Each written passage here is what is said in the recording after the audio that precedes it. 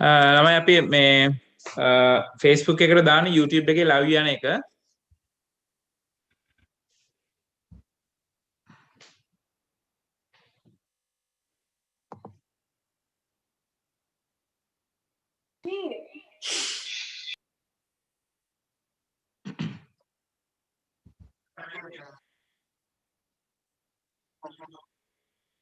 කට්ටියට YouTube එකේ live බලන්න පුළුවන්. ඒ වගේම subscribe කරන්න.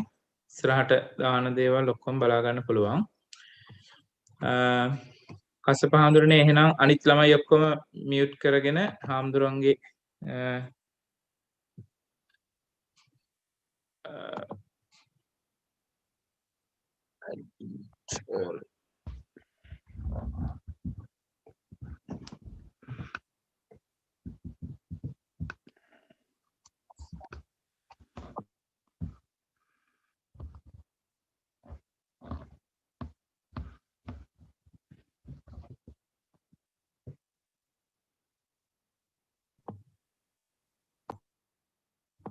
කසපානේ පටන් ගන්න.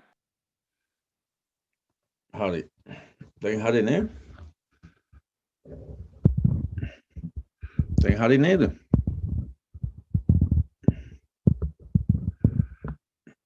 එහෙමයි හාමුදුරනේ. හරි. දැන් හරි.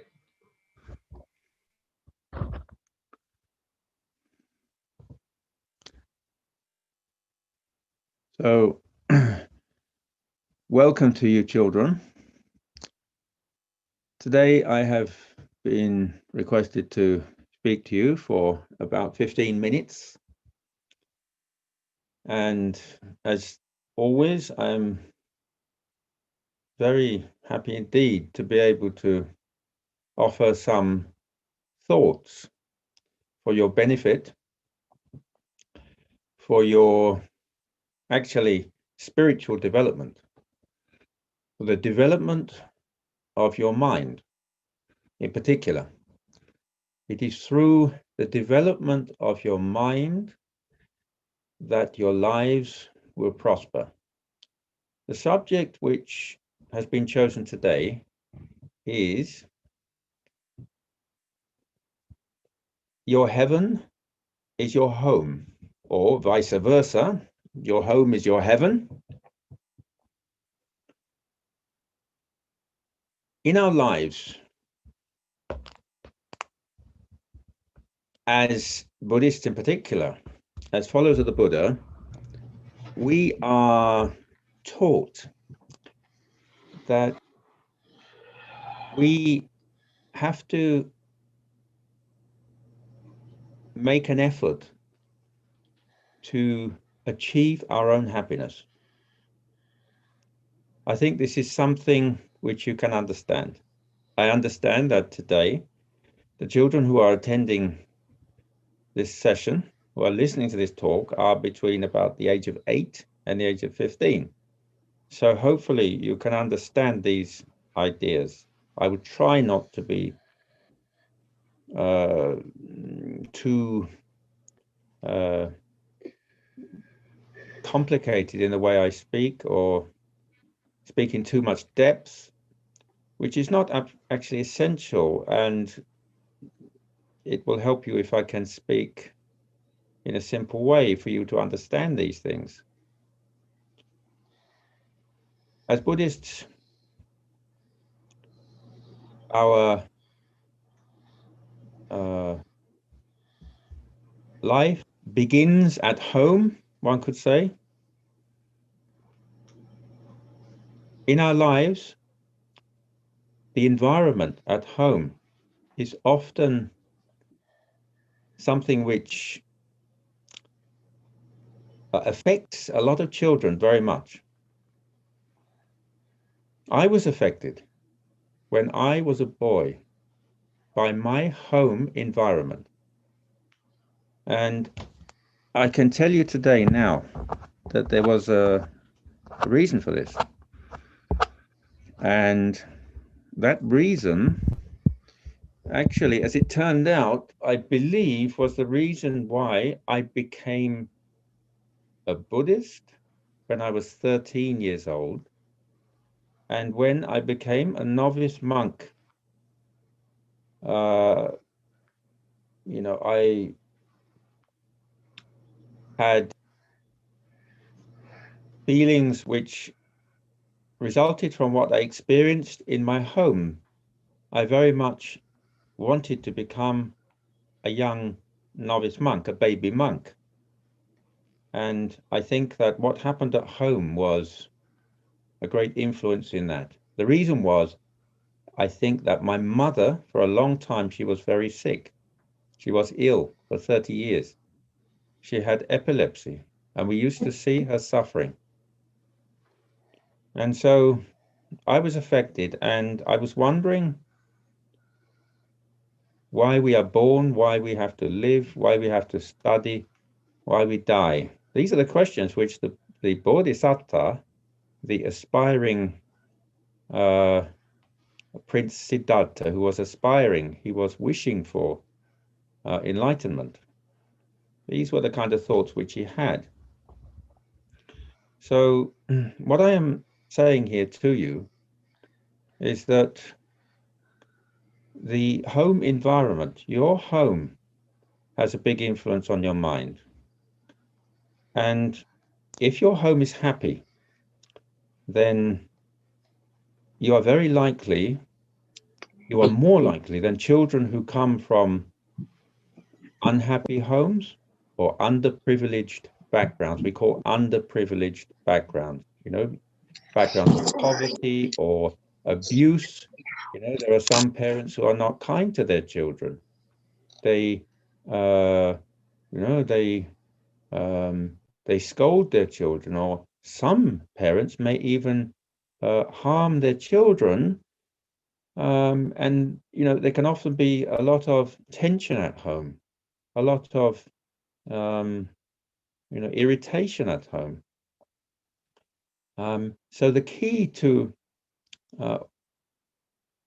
being happy is the development of our minds. Now, because you are children, who will very soon become adults, particularly the 15-year-olds. I mean, actually, I sometimes feel a bit uncomfortable about calling today's, 13, 14, 15-year-olds children, because some of them, they feel like adults. They want to be adults. I felt like that when I was at that age as well, but actually, legally, you are still children. That is why I use this term,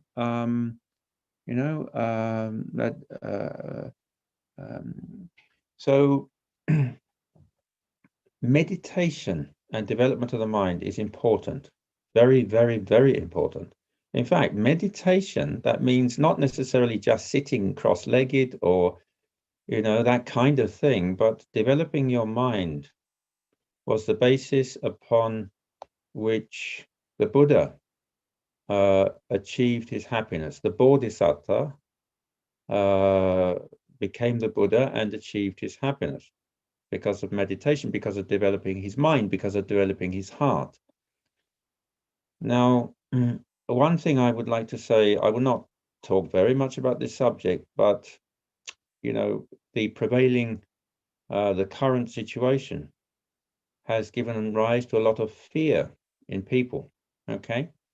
Personally, as a monk and as a senior monk, as an experienced person, an experienced adult who has experienced a lot of suffering myself in Sri Lanka as well, seen a lot of horrible things in Sri Lanka during the war and so on.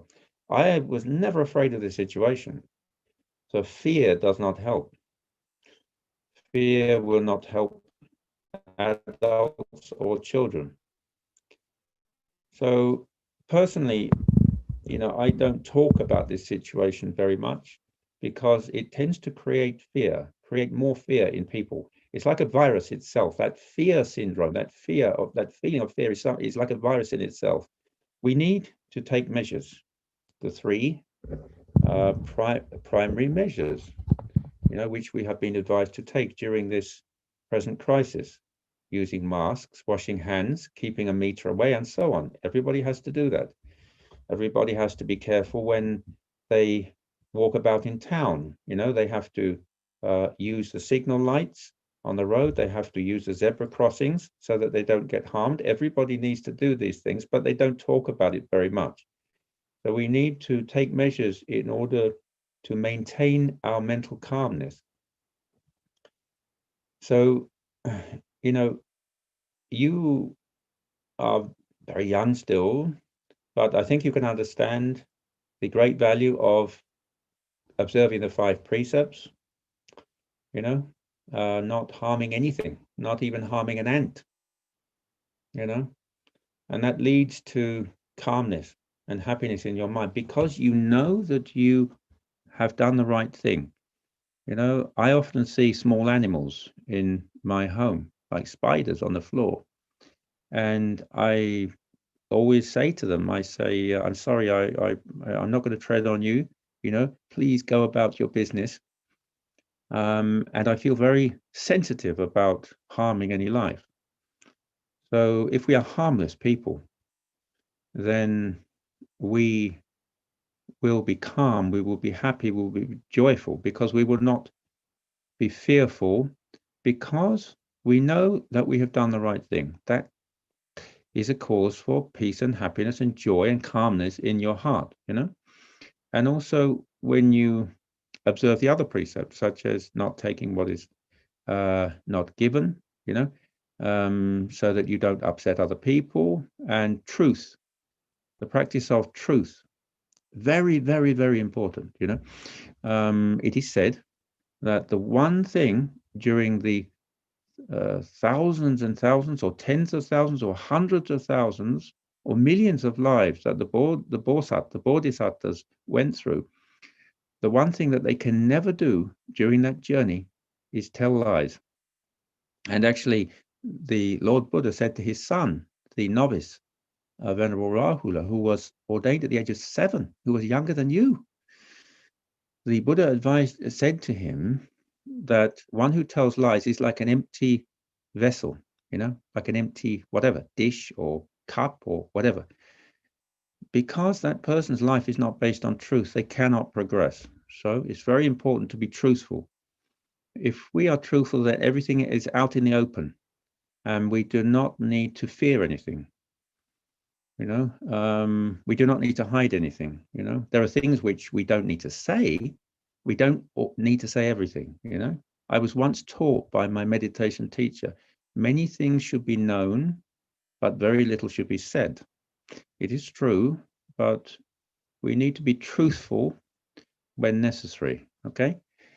And also, when you grow up, you know, it is necessary for you to abstain from consuming anything which clouds your mind. Again, we must develop our minds. This is very important, I think, for everyone, you know, including 8-year-olds right up to adults. So at home, I mean, according to Buddhist teachings, as you know, having a very good relationship with your dear parents is so important, you know, recognizing the goodness of your parents, you know. I mean, you have been taught these things, yes, but it always helps for teachers and monks to remind you of these things. And I think in this society, which I was born in, which is a society based on what we call erroneous view, that is miccha ditthi in Pali, not samma ditthi, not right view, but erroneous view. You know, the teachings of the Buddha are right view. This society is based on wrong view. As a result, this society is full of distractions, with people full of, you know, a lot of craving.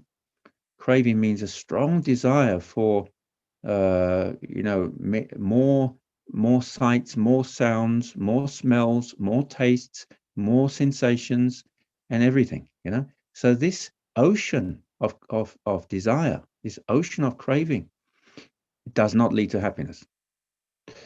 We live in this world, and this is a part of this world, yes. But as Buddhists, we recognize that these things do not lead to true happiness. Okay, so we need to calm our minds and gradually progress as lay people. We, you know, we will. It is probably, it's very likely that we will take much longer to attain to happiness, true happiness, I mean, than monks, for example. Monks and nuns, are on a fast track, like at fast track at the airport. When you have been to Sri Lanka, perhaps you've seen a fast track at the airport where people go through the passport check very quickly.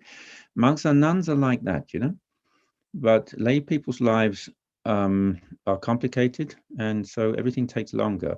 But we need to,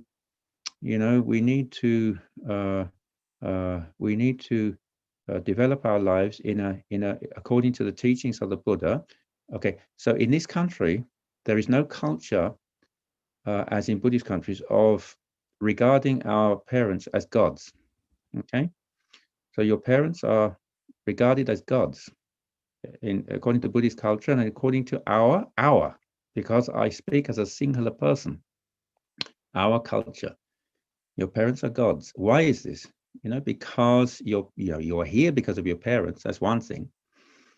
And you, as you were brought up very likely on mother's milk, for example, and then they looked after you. They nurtured you, and they have provided you with an education, with everything else. With food, clothing, shelter, and love and warmth and everything.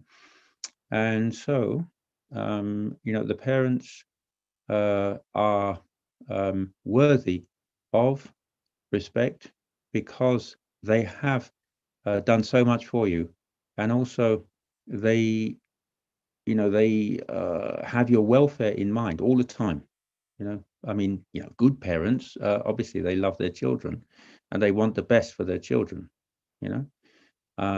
So therefore, it is very important to have a good relationship with your parents and to worship your parents. This is why, I mean, in this country, I can imagine, English boys and girls being asked to bow to their parents. They would be very surprised at hearing this. But actually, this is what we do in Buddhist culture, and there is a very important reason for this. So if there is this mutual respect between the parents and the children, this will be a cause for great happiness in your home.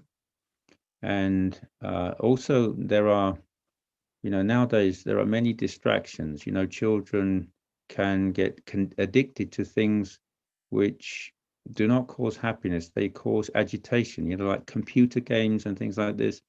I mean, we do not play these games, so I don't exactly know what they are in detail, but I can imagine, that some of these things can cause agitation in children.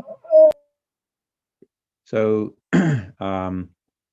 these things are okay up to a point, but it is better, for example, to try to study as much as you can. Study your homework and also your Dhamma homework. Both of them, you're very lucky because you have the opportunity to study ordinary education and under the auspices of the likes of the principal, Mr. Bandara, and the deputy principal, Mr. Liadipita, Mr. Sivali. You can study Dhamma education as well. So, it's very difficult when you are young, very difficult, because children are restless, they have a lot of energy. And during this situation, you feel trapped. So, the thing is to try and channel this energy in the correct way. I would like you to try and help your parents to get rid of that energy, for example, by helping them with, when you can, with work in the house or in the garden or whatever, to get rid of this energy, and also by studying. Try to channel that energy into studying as much as possible. It's important to focus your mind.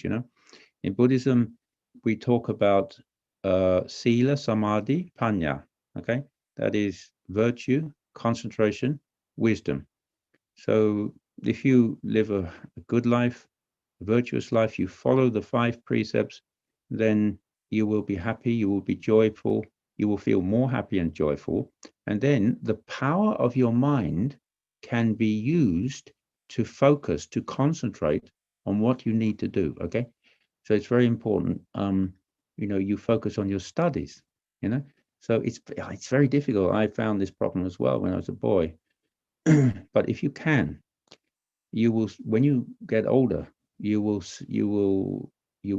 understand the benefits of it. You will look back and you will think to yourself, oh goodness, it was because I made such an effort that I have achieved these results now. And also things which your teachers and your parents have told you, which at the time you may not have liked, that which actually protect you.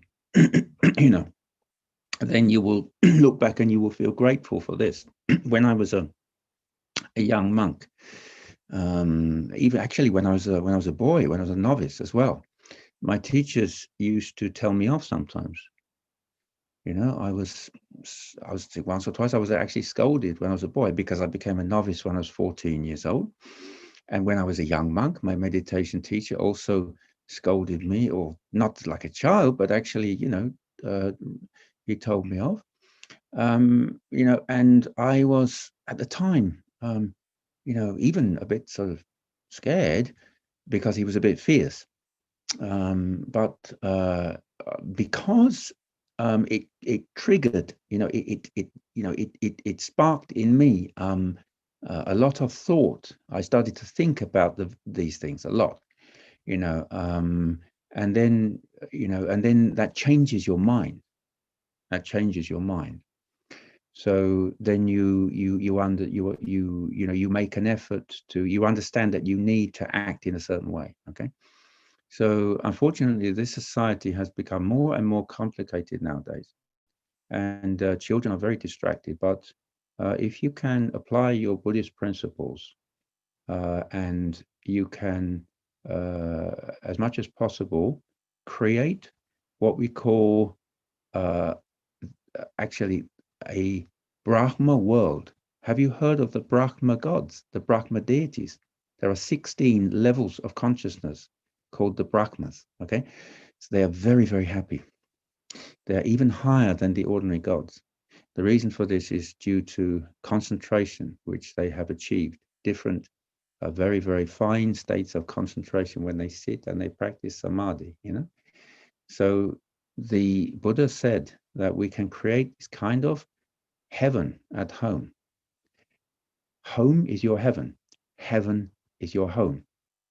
The key to this is calmness and also clear thinking, and patience as well. If you feel angry or something, I was once taught by my teacher to count to 10 and back down, perhaps, just to pause, because then we become aware of the state of mind. And then we need to understand that anger is like fire and it burns, but calmness and compassion and consideration is what is the antidote to this. It's like curing a sickness, And if we can master our own minds, then we will be masters of our lives, Then we will truly be adults. So we have this great opportunity as followers of the Dhamma. Nowadays there are all sorts of teachers who are teaching all sorts of things, but we are very, very, very fortunate that we have been born like this, listening to the original teachings of the Buddha, which is termed as Theravada, the ancient teachings of the elders. Theravada, which is the path to true happiness. Okay, I can confidently tell you that you're very lucky, and we are all very proud of you as children who have made an effort to attend these Dhamma schools, which is something which, relatively few children have the chance to benefit from. Okay, so today I think I've been speaking for about 20 minutes now. I intended only to speak, I think, over 20 minutes. I was only intended to speak for about 15 actually, but that sometimes happens. So I wish that all of your homes will be your heavens. I wish that all of your I wish that your heaven will be your home. may you all make the effort to create your own heaven at home and look after your parents and live a virtuous life and concentrate your minds. This is very important. Sit down sometimes and just watch your breathing. Okay, this is important, and then you will be able to study well, and then you will be able to get good jobs and look after your parents when they are old, and look after monks as well. And then eventually one day when you get older, maybe some of you will want to become monks and nuns and achieve the highest happiness of nirvana. May you all be well and happy. Sopat Deva.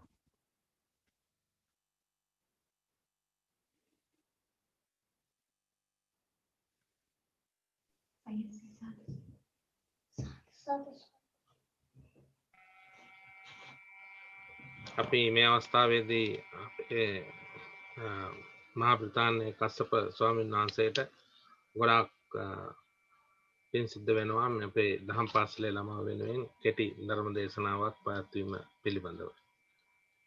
බොහොම පින් අපේ හාමුදුරනේ. හාමුදුරනේ මම දැන් ආයේ මේ computer පොඩක් ස්ටක් වුණා මේ ජීවක මහත්තයෝ ඔතනින් ලයිව් එක ඔෆ් කරනවද? හරි මම කරන්නේ.